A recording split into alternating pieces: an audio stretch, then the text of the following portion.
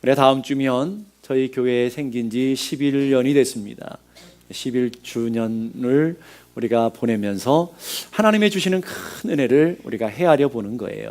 우리가 여기까지 지켜주신 이가 하나님이시고 하나님께서 여기까지 붙들어 주시고 함께 하셨기에 우리가 오늘도 하나님을 찬양하며 또 창립 11주년을 맞이하게 된 줄로 믿습니다. 또 여기까지 오는 동안 여러분 많이 수고하셨고 애쓰셨는데 우리 옆에 분하고 인사하십시다. 참 수고하셨습니다. 네. 한 번 더요. 앞으로도 계속 수고해 주세요. 속으로 니나 수고해라 이러지 마시고 우리가 함께 하나님의 몸된 교회를 세워가는 놀라운 은혜와 복이 있기를 주님의 이름으로 축복합니다. 제가 11주년을 맞이하면서 하나님의 크신 은혜가 너무 큰 거예요. 너무 좋은 거예요. 우리가 어떻게 여기까지 오게 됐나, 11년을 어떻게 하나님의 교회를 섬기게 됐나 생각하는 찬양이 뭐냐면, 우리가 아까 찬양했던 내가 지금까지 지내온 것이 주의 은혜라, 주의 은혜라, 지금까지 지내온 것이, 내가 하나님의 자녀된 것은 주의 은혜라, 주의 은혜라, 내가 이 자리에 서 있는 것 역시 주님의 은혜라, 주님의 은혜라. 저 개인적으로 봐도 하나님께서 이렇게 인도하신 것이 주님의 은혜이고, 또 이 자리에 서서 여러분과 하나님의 말씀을 함께 나누고 하나님의 은혜 앞에 서게 된 것 역시도 엄청난 하나님의 은혜라고 믿어요. 그리고 우리 교회 공동체적으로 봐도 우리 교회까지 온 게 하나님의 은혜가 아니면 우리가 어떻게 여기 올 수 있었겠어요? 수많은 인생의 문제, 수많은 아픔, 수많은 고통들, 수많은 어려움들이 있었는데 하나님이 지켜주지 않았으면 공중에 분해돼 버릴, 이제 이 땅에 있지도 않을 교회가 11년 동안 하나님의 은혜를 붙들고 여기까지 오게 된 줄로 믿습니다. 그 말 속에는 하나님께서 저희 교회를 세우시고 지금도 하나님께서 교회의 주인이 되어주시고 앞으로도 영원히 주님 앞에 있는 날까지 우리 교회에 지켜주시고 인도하시는 하나님이신 것을 믿습니다. 그러면 오늘 우리가 샘물 장로교회를 섬기면서 하나님께서 우리에게 주신 약속이 무엇이며, 하나님 우리 교회를 향한 하나님의 뜻이 무엇이며, 여러분 한 사람 한 사람이 이 교회를 섬기면서 하나님의 그 원하시는 삶의 목적, 방향, 궁극적인 사명이 무엇인지를 우리는 알고 하나님의 교회를 섬기며 또 우리는 기도해야 될 줄로 압니다. 우리 샘물장로교회가 세워진 그 목적이 뭐냐면 이사야 30장 1절에서 5절까지의 말씀 때문에 세워졌어요. 하나님께서 이 말씀을 통해서 하나님의 교회를 세우시고 하나님께서 이 말씀을 통해서 우리들의 마음속에 하나님의 뜻들을 깨닫게 하시고 그것을 위해서 기도하며 여기까지 오게 하셨다라는 거예요. 오늘 여러분들도 이 하나님의 말씀을 통해서 하나님이 이 땅에 이 교회를 세우신 이유를 분명하게 깨닫고 여러분 한 사람 한 사람이 그것을 위해 기도하며 또 그 하나님의 그 소명 가운데 여러분이 다 쓰임받는 믿음의 자녀들이 되기를 주님의 이름으로 축복합니다. 그러면 하나님께서 왜 이 교회를 세우셨을까? 첫 번째는 위로하는 공동체로 우리를 세우셨다라는 거예요. 1절 말씀 보십시다. 너희 하나님이 이르시되 너희는 위로하라, 내 백성을 위로하라. 위로하라는 거예요. 하나님께서 이 백성 통해서, 이 교회를 통해서 하나님의 위로를 드러내는 위로의 공동체 되라고 우리를 세우시고 우리 교회를 세우신 줄로 믿습니다. 왜냐하면 하나님은 여러분들을 위로하시기 원하시는 위로의 하나님이시기 때문에 그래요. 자, 1절 고린도후서 1장 3절 4절의 말씀 우리 함께 다 같이 한번 읽어보십시다. 읽을 때 여러분이 주목해야 될 것이 뭐냐면 위로라는 단어가 몇 번이나 나오는지 한번 잘 생각하시면서 우리 한번 읽어보십시다. 시작. 찬송하리로다 그는 우리 주 예수 그리스도의 하나님이시요 자비의 아버지시요 모든 위로의 하나님이시며 우리의 모든 환난 중에서 우리를 위로하사 우리로 하여금 하나님께 받은 위로로서 모든 환난 중에 있는 자들을 능히 위로하시는 이시로다. 믿습니까? 하나님 어떤 하나님이라고요? 누구를요? 여러분 혼자만 위로하는 게 아니라 옆에 사람도 위로하고 여러분 모두를 다 위로하시는 하나님이시라는 것을 믿을 수 있기를 바랍니다. 모든 위로의 하나님이시다. 저는 얘기하시는 거예요. 나를 위로하신 하나님, 너를 위로하신 하나님, 우리를 위로하신 하나님, 그리고 온 땅에 하나님의 백성, 내 백성을 위로하라 그랬으니까 하나님의 백성된 자들, 다 하나님의 백성들이 아니잖아요. 하나님의 택하신 백성된 자들을 위로하는 교회로 우리를 세우셨다라는, 여러분들이 그 목적을 분명하게 기억할 수 있기를 바랍니다. 오늘 고린도 후서 1장 3절에 7절 말씀 보니까 이 환난이라는 단어가 4번이 나오고 고난이라는 단어가 3번 나와요. 그러니까 환난, 고난, 이 단어가 7번이나 반복되고 있다는 거예요. 고난 당하는 성도들, 하나님 환난 가운데 있는 하나님의 백성들이란 뜻이죠. 고난과 환난이 있어요. 하나님을 섬기는데 고난이 있고요, 하나님의 나라를 섬기는데 아픔이 있고요. 난 없는데, 이러시는 분 진짜 문제가 있는 거거든요. 하나님의 교회를 섬기는데 아픔이 있고요, 하나님의 교회를 섬기는데 어려움이 있고요, 하나님의 교회를 섬기다 보면 안 먹을 욕도 먹어요. 듣지 않아야 될 비판도 듣고요, 듣지 않아야 되는, 받지 않아야 되는 모욕도 당하고요, 많은 조롱도 아픔도 있게 되는 거예요. 가만히 뒤에서 구경하면 아무도 그런 얘기를 안 하거든요. 앞에서 수고하고 애쓰고 하나님의 몸된 교회를 섬기다 보면 수많은 오해도 받고 수많은 비방도 받고 그러더라는 거예요. 그런데 오늘 기억하는 것은 환난과 그 고난은 7번이나 계속 그 짧은 본문에 계속 반복되고 있는데, 그것보다 더 넘치고 압도하는 한 단어가 있는데, 그게 무슨 단어라고요? 위로라는 단어예요. 환난이라는 고난 단어가 계속 환난당하는 성도들, 고난당하는 성도들 7번이나 반복되고 있는데, 그보다 더 넘치도록 10번이나 반복되는 단어가 위로라는 단어예요. 그러니까 성경에 찾아보면 위로라는 단어가 이 고린도 후서 1장만큼 많이 나오는 데가 없어요. 엄청난 하나님의 위로가 있다는 거예요. 누구에게요? 고난당하는 성도들에게, 환난당하는 성도들에게 하나님께서 그 고난보다 크신 하나님의 위로로 붙들어 주시고, 환난보다도 더 크신 하나님의 위로로 붙들어 주시는 하나님이신 것을 믿을 수 있기를 바랍니다. 여러분 고통이 있잖아요. 여러분 아픔이 있잖아요. 남에게 말할 수 없는 눈물이 있잖아요. 힘든 인생의 역경들이 있잖아요. 그런데 우리의 소망은 뭐라고요? 그 고난보다 크신 위로의 하나님, 아픔보다 더 크신 우리의 평강의 하나님, 우리의 삶의 인생의 문제보다 더 크신 하나님, 그 하나님이 여러분을 붙드시고 여러분을 위로하시고 여러분과 함께 하시는 것을 믿을 수 있기를 바랍니다. 그래서 고린도후서 1장 5절 다 같이 한번 읽어보십시다. 시작. 그리스도의 고난이 우리에게 넘친 것 같이 우리가 받는 위로도 그리스도로 말미암아 넘치는도다. 자, 우리가 예수 믿다 보면 고난이 어땠다고요? 넘치더라는. 고난이 그냥 고난이 아니고 넘쳐요. 오늘 우리 삶에 많은 고난들을 당해요. 오늘 모든 환난이라고 그러잖아요. 여러 환난이 아니고 어떤 환난이 아니고 우리가 모든 환난 가운데 위로하신 하나님이신데 우리가 그 고난이 넘치더라는 거예요. 그런데 놀라운 것은 하나님의 위로가, 하나님의 돌보심이, 하나님의 평강이 그 고난보다, 그 환난보다 더 넘쳐난다라는 것. 별로 위로가 안 되시나 보네. 위로가 안 되세요? 이 얼마나 우리에게 큰 위로냐라는 거예요. 그런데 오늘 그 위로하사라는 단어가 분사형이에요. 과거 완료형도 아니고 현재형도 아니고 분사형인데, 그 분사형은 과거에 위로하신 하나님, 과거의 위로로 끝나는 게 아니라 오늘도 우리에게 위로하신 하나님, 그 오늘 위로로 끝나는 것이 아니라 앞으로 영원토록 미래까지 우리를 위로하신다라는 단어가 바로 그 위로라는 단어라는 거예요. 그 위로가 되기를 바랍니다. 과거에 우리 아픔과 우리 인생의 문제 가운데 우리를 위로하셨던 하나님, 오늘 현재도 우리와 함께 하시는 위로의 하나님, 앞으로도 영원토록 우리를 위로하시고 우리를 붙드시는 위로의 하나님이 우리가 믿는 하나님이신 것을 믿을 수 있기를 바랍니다. 그래서 크리소스톰이라고 하는 목사님이 이런 얘기를 하는 거예요.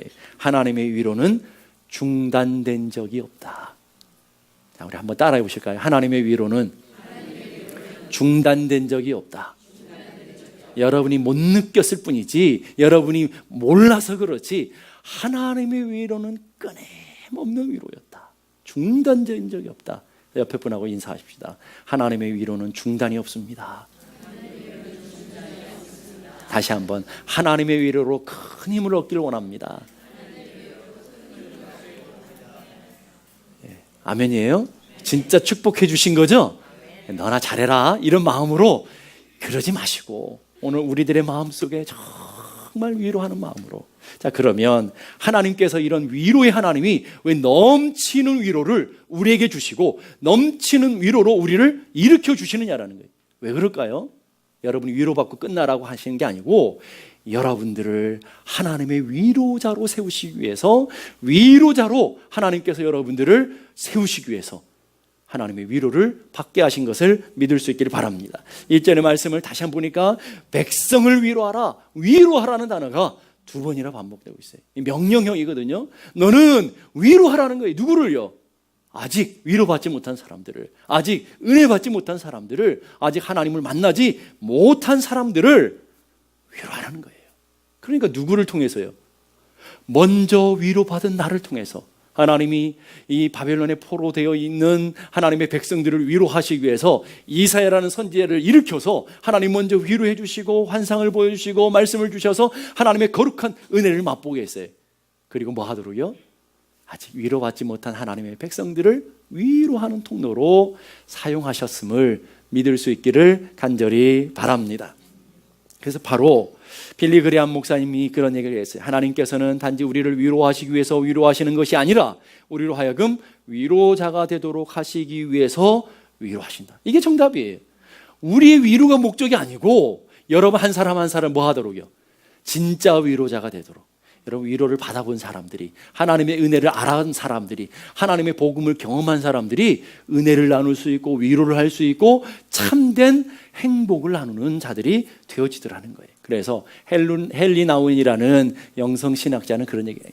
우리는 상처 입은 치유자라는 거예요. 이미 그 상처를 맛봤어요. 이 아픔을 경험했어요. 인생의 문제들을 경험했어요. 그건 다 치료가 됐어요. 그리스도 안에서 치료되어지고 회복되어졌더니 오히려 그 아픔이, 그 고통이 사명이 되어지더라는 거예요. 그래서 상처 입은 치유자가 되어서 나와 똑같이 아파하는 사람들을 위로해주고 격려해주고 일으켜주는 하나님의 귀한 통로로 쓰임받게 되더라는 거예요. 위로자로 살게 하기 위해서 하나님이 여러분 한 사람 한 사람을 세웠다라는 거예요. 그래서 오늘 이 교회는 하나님 앞에 나와서 위로를 받는 하나님의 백성들이 되어야 되고, 여러분 또 한 사람 한 사람이 하나님 주신 위로를 통해서 위로자로 세워지는 치유와 회복의 공동체로 부르셨음을 믿을 수 있기를 바랍니다. 그러니까 오늘 여러분이 중요한 거예요. 하나님이 교회를 세우셨는데 여러분이 먼저 하나님 앞에 와서 위로를 받아야 돼요. 하나님이 주시는 은혜를 맛봐야 된다는 거예요. 그리고 여러분이 주변을 돌아보면서 그 위로를 나누는 자가 되어지고 하나님께서 여러분을 통해서 치유와 회복의 공동체가 되어져야 하나님이 이 땅에 교회를 세우신, 샘물장로교회를 세우신 온전한 뜻이 세워지는 것을 믿을 수 있길 바라요.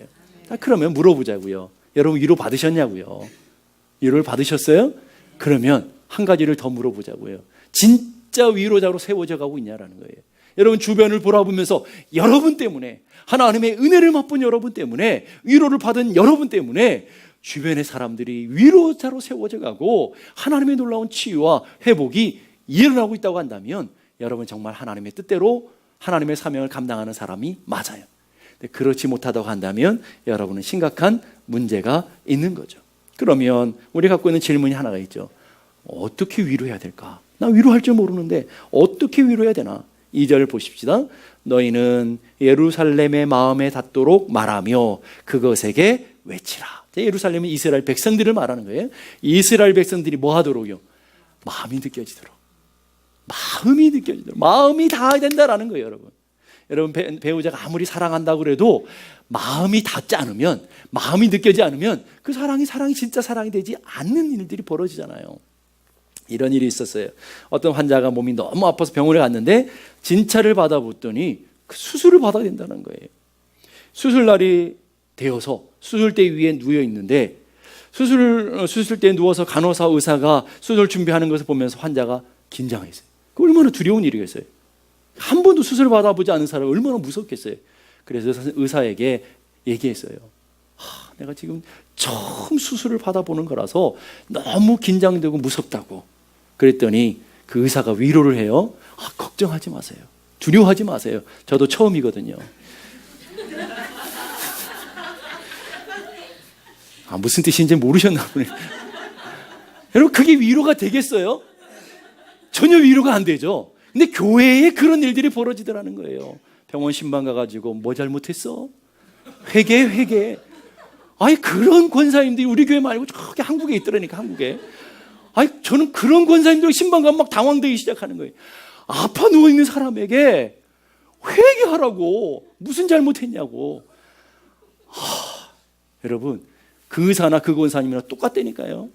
오늘 힘든 사람들, 병든 사람들, 약한 사람 찾아가서 사실을 얘기한다고 얘기하는 것이 상처를 내고 아픔을 내고 그런 일들이 교회에서 너무나 많은 거예요. 그러니까 하나님 말씀하시는 거예요. 말이 중요한 것이 아니고 마음 닿도록, 마음이 닿도록. 그러니까 내용이 중요한 게 아니라니까요. 내용보다도 더 중요한 게 태도라니까요. 태도. 하나님 주시는 은혜의 말씀을 전하더라도 무리하지 않게. 오늘 성도들이 친해지면 얼마나 무례한지 몰라요. 세상에 그렇게 무례할 수가 없어요. 우리 교회 얘기 아니에요. 또 도대체 누가 무례한 거야? 얼마나 무례한지 몰라요. 그래서 사랑은 무례하지 않는 거라고 그러는데도 불구하고 가까워지면 무례해. 멀리 있으면 얼마나 예의를 잘 갖추고 새 가족이 있을 때 얼마나 예의를 잘 갖추는데 조금만 가까워지면 막 얼마나 함부로 하는지 몰라요. 그러니까 상처가 되는 거예요. 건방 떨고요. 또 오래되신 분 훈육하고요. 이래라 저래라 얼마나 훈육해요. 그 마음에 안 나와요. 아무리 그게 사실이라도 그게 위로가 되지 않는다라는 거예요. 위로는 뭐예요? 상대방의 마음이 닿도록. 배우자도 아무리 해도 상대방의 마음이 닿아야 되는 거예요. 닿아야 그것이 되어지는 거예요. 그래서 우리 주님은 약한 자들, 병든 자들, 죄인들 찾아가셔서 훈육하지 않았어요. 긍휼의 마음으로 받아주고 긍휼의 마음으로 인정해주고 그러면서 하나님께서 하잖아요. 그 긍휼이라는 단어가 어머니의 자궁이라고 했잖아요. 다 품어주고 받아주는 것처럼 주님은 그 마음을 받아주셨어요. 그리고 그 마음을 우리 상담적으로 말하면 공감의 공감. 마음과 마음이 닿는 것, 마음과 마음이 닿는 공감의 마음을 해주는 것. 자, 오늘부터 집에 가서 아내의 마음을 공감하도록 여러분의 마음을 여시라고 그러면 갑자기 시험이 들 건가요? 여러분, 여러분의 남편의 마음, 남편이 얼마나 불쌍해요. 이 험한 세상을 살아가 얼마나 불쌍해요. 그 불쌍한 자들을 불쌍히 여길 수 있는 긍휼의 마음이 여러분 안에 있어 서로의 마음이 닿을 때에 그걸 사랑이라고 한다는 거예요. 오늘 여러분들이 위로는 그렇게 하는 거다. 위로라는 헬라어 단어는 파라클레오라는 단어인데 옆에 부르다라는, 불러서 옆에 있어 주는 거예요. 위로는 다른 게 위로가 아니라 아파하는 사람 옆에 있어 주는 거예요. 힘든 사람 옆에 있어 주는 거예요. 그래서 이만저만 하는 게 아니라 울면 함께 울어주고 아파하면 함께 아파해주고 힘들면 함께 힘들어해 주는 것, 이게 위로라는 거예요. 여러분, 말이 많다고 해서 위로가 되는 게 아니라니까. 그래서 이 파라클레오, 위로라는 단어에서 파라클레토스라고 하는, 파라클레토스가 뭐예요? 보혜사라는, 성령님의 보혜사라는 단어가 나온 거예요. 성령님 우리에게 오셔서 여러분을 막 간섭하지 않잖아요. 여러분 옆에 계셔 주시고 힘들 때 함께 힘들어 주시고 울 때 함께 울어 주시고 아파할 때 함께 아파해 주시고 여러분을 떠나지 않으면서 여러분을 잘 곁에서 여러분을 지지해 주고 여러분을 붙들어 주는 그분이 성령님이신 것을 믿습니다. 그게 위로라는 거예요, 여러분. 그러니까 오늘 여러분들의 삶에 그 위로자들로 하나님께서 세우셨다. 그래서 제가 이 위로자라고 하는 단어를 생각하니까 이 찬양이 생각나는 거예요. 나 약해 있을 때에 주님은 함께 계시고, 나 소망 이를 때에 주님은 내게 오시며, 나 시험 당할 때 주님은 우리를 옆에서 지켜주시고, 나 실망 당할 때에 주님이 위로하시네. 그래서 주님이라는 거예요. 주님만이 내 힘이시며 주님만이 날 도우시니 오 주님 내 아버지요, 오 나의 주님 내 사랑이요. 여러분, 위로자는 그렇게 하는 거예요. 오늘 여러분이 누군가가 힘들어할 때 어떻게 한다고요? 누가 약해 있을 때 함께 옆에 있어주고, 함께 눈물 흘릴 때 함께 옆에서 울어주고, 함께 아파할 때 함께 아파해주고, 함께 힘들 때에 옆에서 함께 힘들어해주고, 이게 위로라는 거예요. 어떤 목사님이 사랑하는 아내를 일찍 사별했어요. 얼마나 힘들었겠어요. 이 세상에 제일 큰 스트레스가 배우자가 사망하는 스트레스잖아요. 가장 큰 스트레스 받고 있어요. 부인의 장례를 치르는데 많은 사람들이, 많은 교인들이 와서 이 말로 저 말로 위로하고 수많은 사람들이 왔어요. 근데 하나도 위로가 되지 않고 하나도 귀로 들려오지 않더라는 거예요. 근데 그 많은 사람 중에 유독 한 사람이 있었는데, 그 친구는 얼마 전에 자기와 똑같이 사모님을 먼저 하늘로 보낸 그 친구였다는 거예요. 와서 한마디도 안 했대요. 장례 치르는 동안 힘들 때 같이 옆에 있어주고, 같이 울어주고, 같이 지켜주고, 한마디 안 하는데 그것이 진짜 위로가 되더라. 그렇게 고백하는 목사님의 얘기를 들었어요. 여러분, 위로는 그런 거예요. 말을 많이 한다고 위로되는 게 아니고, 가르친다고 위로되는 게 아니라, 함께 아파해주고, 함께 고통 가운데 있어주고, 함께 더불어 있어주는 것. 저는 우리 교회가 그런 교회가 되었으면 좋겠다라는 거예요. 여러분, 아파하는 사람들 얼마나 많습니까? 주변에 함께 아파서 함께 울어주고, 기도해주고, 힘들 때 함께 힘겨운 것들을 함께 버텨주고, 그런 위로의 공동체, 치료하는 공동체가 돼야 된다라는 거예요. 로마서 12장 15절 보니까 우리 함께 다 같이 읽어보십시다. 시작. 즐거워하는 자들과 함께 즐거워하고, 우는 자들과 함께 울어. 우는 건 잘해요. 힘든 건 함께 잘 힘들어해줘요. 진짜 못하는 건 뭐냐면, 남이 잘 될 때 얼마나 시기하고 질투하고, 남 올라가면 반드시 꺾어버리려고 그러고, 그래 개처럼 막 그냥 끌어내려고 그러고, 무슨 물어서라도. 그래서 남 안 되는 걸 보면 고소해. 그 행복해, 만족해. 이런 성도들이 되는 게 성도겠어요, 여러분. 함께 울어주고, 뭐 하고요? 또 함께 즐거워해주고, 잘 되는 사람이 있으면 막 축하해주고, 여러분이 밥 사주고, 잘 됐다 박수 쳐주고. 별로 그럴 얼굴들이 아니신 것 같아요. 예? 그런 공동체가 하나님 기뻐하시는 공동체라는 거예요. 가족 같은 공동체 말이에요. 힘들어하는 사람과 함께 울어주는 공동체, 즐거워하는 사람과 함께 즐거워해주고 기뻐해주는 공동체 되어야 될 줄로 믿습니다. 그러면 하나님이 진짜 원하시는 위로가 뭘까? 그걸 알아야 우리가 위로자가 될 수 있지 않겠어요? 우리가 어떻게 해야 위로자가 될 수 있을까? 하나님 진짜 원하시는 위로자가 어떤 위로자일까? 어거스틴의 고백록이라는 위대한 책이 있어요. 그 책에 보면 이런 감동적인 이야기가 있는데, 나는 내 혼이 쉴 수 있는, 영혼이 쉴 수 있는 어느 곳을 찾아 거기에 놓아놓고 싶었으나, 그러니까 평안을 찾아서 평안한 곳을 찾았지만 그 어디 곳에서도 그런 곳을 찾을 수가 없었습니다. 아름다운 숲이나 자연으로 가서 여행을 갔는데 거기도 없었고, 놀이와 노래가 있는 노래방을 가도, 옛날엔 노래방 없었는데 뭐 그때 노래방 있었나 그러지 마시고, 그런 노래방 같은 곳에 가도 없었고, 향기 나는 정원, 잘 끊어진 별장에 가도 그런 위로는 없었고, 훌륭한 잔치, 향락, 침실, 글과 시를 읽는 곳에도 내 영혼이 안식할 자리를 찾지 못했습니다. 이 땅에 그 누구를 만나봐도, 그 어디를 가봐도 진짜 영혼이 안식할 곳을 찾지 못하더라는 거예요. 그러면 또 참된 위로가 어디 있냐? 어거스틴이 그 다음에 이런 고백을 하는 거예요. 당신은 당신을 향해 살도록 창조하셨으므로 우리의 마음이 당신 안에 안식할 때까지는 참 평안을 가지지 못하나이다. 여러분들이 고백록은 한 번도 안 읽어보신 분은 많을지 모르지만, 교회 다니면서 이 얘기를 들어보지 않은 사람은 없을 거예요. 저도 한 서너 번 얘기했거든요. 그 말을 더 쉽게 말하면, 하나님 안에 들어오니까 진짜 안식이 있더라, 이 얘기예요. 이 얘기를 어거스틴이니까, 신학자니까 어렵게 이렇게 얘기한 거예요. 네?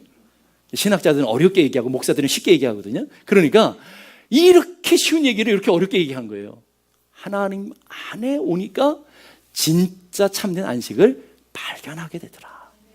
그 어느 곳에도 없는데, 그 어떤 곳에도 찾을 수 없었던 안식이 주님 앞에 오니까 참된 안식이 있어지더라 하는 거예요.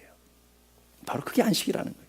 하이델베르크 요리문답 2번에 보면 그리스도의 위로를 깨닫고 체험하기 위해서는 어떻게 해야 되는지 세 가지를 얘기해 주는데, 첫째는 나의 죄악의 비참함을 깨달아야 된다. 내가 얼마나 죄악 가운데 비참한 존재인지를 깨닫는 것이 첫 번째. 두 번째는 그 비참한 상태에서 어떻게 내가 구원을 받았는지를 알아야 되고, 세 번째는 그 구원에 대해서 어떻게 감사할 수 있을 때 위로가 받는다는. 자, 그러면 이것을 더 쉽게 정리하면, 진짜 위로는 어디서 오느냐면 내 안에 복음이 회복될 때 피 묻은 십자가의 은혜가 회복되어서 내가 얼마나 비참한 존재인지를 깨닫고 예수 그리스도의 보혈로 말미암아 내가 회복되어서 하나님의 존귀한 하나님의 백성인 것을 깨닫게 되는 그 자리에 진짜 위로가 주어지더라는 거예요. 자, 그러면 하나님께서 우리를 위로의 공동체, 치유 회복의 공동체로 세워졌다는 말은 다른 것이 아니라 그 하나님의 피 묻은 복음이 이 교회를 통해서 온전히 나타내줘야 되고, 그리고 여러분 한 사람 한 사람이 그 복음을 맛보고 복음을 경험해서 여러분 한 사람 한 사람이 복음을 나누는 자들이 되어지는 교회로 주님이 세우시기를 원하신다는 거예요. 그러니까 여러분이 이 교회에 오시면 반드시 여러분의 삶에 일어나야 되는 것이, 여러분들이 죄인 된 것을 깨닫고 하나님 앞에 비참한 존재인 것을 깨닫고 예수 그리스도 십자가의 은혜를 말미암아 여러분이 하나님의 거룩한 백성으로 온전히 회복되어지는 복음의 회복이 되어야 된다는 거예요. 복음의 회복. 복음을 경험해야 하나님 앞에 온전한 치유와 회복이 일어나게 되더라는 거예요. 성경 번역가인 윌리엄 딘테일이라는 분이 이런 얘기를 해요. 복음은 상처 입은 자를 기쁘게 하고 찬송하게 하고 춤추게 하고 기쁨으로 뛰놀게 하더라. 진짜 복음이 회복되면 꼭 상처가 문제가 아니라는 거예요. 그래서 여러분 많은 사람들 많으면 상처들 그러는데, 복음 안에서 아직도 상처가 회복되지 않았다는 말은 여러분들이 아직도 복음을 경험하지 못했다고 하는 그런 모습이라는 거예요. 그리스도 안에 오면 이전 것은 지나갔으니 새 것 되었다면서요. 완전히 새로 되었다면서 왜 상처는 남냔 말이에요. 여러분이 복음을 경험하지 않고 참된 하나님의 은혜를 경험하지 못했으니까 30년의 부모에게 받은 상처, 20년 전에 배우자에게 받은 상처, 뭐 이런 상처들이 막 남아가지고 이게 무슨 딱지라도 되고 간판이라도 되는 것처럼 그걸 자랑하냐 이거죠. 그리스도 안에 오게 되면 모든 상처들이 치유되어져서 어떤 존재가 된다고요? 기쁘게 하고 찬송하게 하고 춤추게 하고 뛰노는 자들이 되어야 돼요. 복음 안에서 진짜 행복자들이 되어지고 복음 안에 들어오면 참된 자유자가 되어진다는 말이에요, 여러분. 그러니까 저희 교회에 오신 여러분 한 사람 한 사람들은 참된 복음을 경험해서 과거의 상처에서부터 벗어나는 놀라운 은혜가 있길 바랍니다. 과거의 아픔을 넘어설 수 있는 은혜가 있길 바라요. 과거의 병든 열등감을 넘어설 수 있는 은혜가 있길 바라요. 그래야 진짜 회복이 나타난다라는 거예요. 내가 상처도 치유되지 않고 내가 병든 열등감도 치유되지 않았는데 내가 어떻게 위로자가 될 수 있으며 어떻게 회복자가 될 수 있냐는 거예요. 그러니까 여러분들이 제일 먼저 오셔서 무엇을 할까를 고민하지 마시고 제일 먼저 여러분 우리 교회 오시면 하게 하는 일이 뭐예요? 회복하게 하는. 여러분 하나님을 만나고 하나님의 은혜를 경험해 성경 공부를 통해서 기도를 통해서 예배를 통해서 하나님을 만나는, 하나님의 놀라운 역사를 경험하는, 하나님의 복음을 맛보는 놀라운 일들이 여러분의 삶에 제일 먼저라는, 제일 먼저. 이게 돼야 되는 거예요. 하나님이 그런 공동체로 우리를 세우셨기 때문인 줄로 믿습니다. 교회가 존재하는 목적은 다른 곳이 없어요. 복음이에요, 복음. 오늘 이 땅에 이 교회를 하나님이 세우신 목적도 분명해요. 참된 복음이 선포되는 교회. 그 복음을 통해서 이 땅에 복음을 몰라서 방황하는 하나님의 백성들, 아직도 이 땅에 교회들은 많지만 참된 복음을 만나지 못해서 방황하는, 십자가에 피 묻은 복음을 경험하지 못한 수많은 하나님의 백성들을 위로하는, 복음을 나눠주는 하나님의 공동체로 우리를 세우셨다는, 여러분 한 사람 한 사람 부르신 이유도 바로 거기 있는 거예요. 참된 복음을 경험해서 복음을 나눈 자들로 하나님께서 세우셨다라는. 빌리 그레이엄 목사님이 그런 얘기해요. 만약 사람들이 주님의 십자가를 통하여 자신의 죄를 사하시고 구원하여 주셨다라는 감격 속에 살아간다면, 다른 말로 더 쉽게 말하면 진짜 십자가에 피 묻은 복음, 예수 그리스도의 복음을 경험하고 있다면 이라는 뜻이에요. 자, 그러면 어떤 현상이 나타나느냐? 세계 정신병 환자의 90%가 치료되어지고, 꺼져가는 가정, 갈등 있는 가정들이 얼마나 많아요. 갈등 있는 가정의 90%가 치유되어지고, 그래서 부정적인 사회의 문제의 90%가 해결되는데, 앞으로 계속 해결된다는 게 아니라 당장 해결된다. 제 얘기가 아니고 그 위대하셨던 빌리 그레이엄 목사님이 얘기하셨다는 거예요. 무슨 말이에요? 진짜 복음을 경험하면 내가 치료돼요. 진짜 복음을 경험하면 가정이 치료될 수밖에 없어요. 진짜 복음을 경험하면 여러분의 가정이 회복됨으로 교회가 온전해질 수밖에 없어요. 진짜 회복되면, 진짜 복음을 경험하면 여러분이 가는 곳마다 하나님의 복음이 확장될 수밖에 없더라는 거예요. 그러니까 제일 먼저는 남 탓, 배우자 탓하지 말고 내가 복음을 경험하고 있는지, 우리 교회에 와서 우리 교회 존재 이유가 이 복음 안에 있다고 한다면 여러분이 진짜 복음을 경험하고 참된 복음 앞에 서 있는지를, 그걸 제일 먼저 점검하셔야 된다는 거예요. 그걸 점검하셔서 내가 참된 이 땅에 존재하는 이유, 이 교회에 하나님이 세우신 이유들을 분명하게 이해해야 되는 거예요. 에스겔 37장은 마른 뼈들과 해골들이 하나님의 군대가 되는 놀라운 환상을 보여주셨죠. 우리 지난 새벽 기도 동안, 지난주에 또 기가 막히게 맞잖아요. 지난 새벽 기도 동안에 우리 에스겔 37장을 통해서 은혜를 나눴어요. 알 사람이 없도다. 이 은혜를 나눴다고. 이 기가 막힌 환상의 은혜들을 하나님께서 주셨다고요. 이 환상은 하나님을 떠나서 바벨론의 포로가 되어 있어서 더 이상 소망이 없는 마른 뼈들과 같은 이스라엘 하나님의 백성들, 더 이상 소망의 줄이 다 끊어지고 도와줄 수 있는 아무런 길도 없는 절망 가운데 있는 이스라엘 백성들의 상태를 마른 뼈들의 환상으로 보여주셨죠. 하나님께서 에스겔을 세우시고 그 뼈들이 가득한 골짜기에 가셔서 하나님 물으셨죠. 뭐라고 물으셨어요? 이 뼈들이 살아나겠느냐? 오늘 하나님께서 여러분에게 물으시는 거예요. 에스겔을 물으셨듯이 이 교회가 그 에스겔 골짜기잖아요. 뼈들이 지금은 없지만 들어오면 다 뼈들로 오시잖아요. 은혜를 받지 못하고 세상에 방황하다 뼈들로 다 오셔. 하나님께서 여러분 묻는 거예요. 이 뼈들이 살아나겠느냐? 여러분의 가정에 있는 뼈들이 살아나겠느냐? 물으시면 여러분의 이성으로, 여러분의 정신으로, 여러분의 상식으로는 불가능합니다. 아니 어떻게 시체도 아닌 뼈들이 살아나겠어요? 그렇게 얘기할 수밖에 없어요. 근데 에스겔 뭐라 그래요? 하나님, 주께서 하십니다. 주님이 하시면 능히 하실 것을 믿는다라는 말이죠. 주께서 하십니다. 그리고 어떻게 됐어요, 여러분? 에스겔 30장 10절을 보십시다. 에스겔 30장 10절 다 같이. 내가 그 명령대로 대언하였더니 생기가 그들에게 들어가매 그들이 곧 살아나서 일어나 서는데 극히 큰 군대가 되더라. 저는 얼마나 이게 말씀이 소망이 되는지. 하나님, 우리 교회가 그런 교회인 걸 믿습니다. 죽어있는 영혼들이 다 살아나서 하나님의 위대한 군대가 되고, 상처받은 심령들마다, 병든 열등감 때문에 낙심한 심령들마다 하나님 마른 뼈 같은 심령들이 하나님의 말씀과 성령의 놀라운 역사들을 통해서 일어나게 되어지고 회복되어지고 하나님의 위대한 사람들, 하나님의 위대한 군대로 세워주실 것을 믿습니다. 그런 확신이 생기는 거예요. 이게 우리 교회니까. 하나님께서 우리 교회를 이렇게 부르셨으니까. 여러분, 하나님께서 우리 교회에 여러분 한 사람 한 사람을 그렇게 세워가실 거라는, 여러분의 가정을 그렇게 세워가실 줄로 믿습니다. 그러기 위해서는 하나님의 말씀, 하나님의 성령이 그 안에 역사하셔야 된다는 거예요.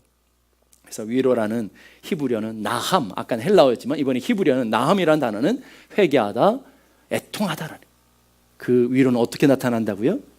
나의 나됨을 깨닫고 하나님 앞에 비참함을 깨닫고 하나님의 은혜 앞에 회개의 역사가 일어날 때, 여러분의 삶이 회개의 역사가 일어나고 여러분의 가정이 회복이 되기를 원한다면 회개가 먼저 일어날 때 하나님은 일하시더라는 거예요. 또 위로라는 히브리어 속에는 보게 되면 다시 숨쉬게 한다, 인공호흡한다라는, 죽어 있어요. 숨을 안 쉬어요. 다시 숨을 쉬게 하는 거예요. 인공호흡.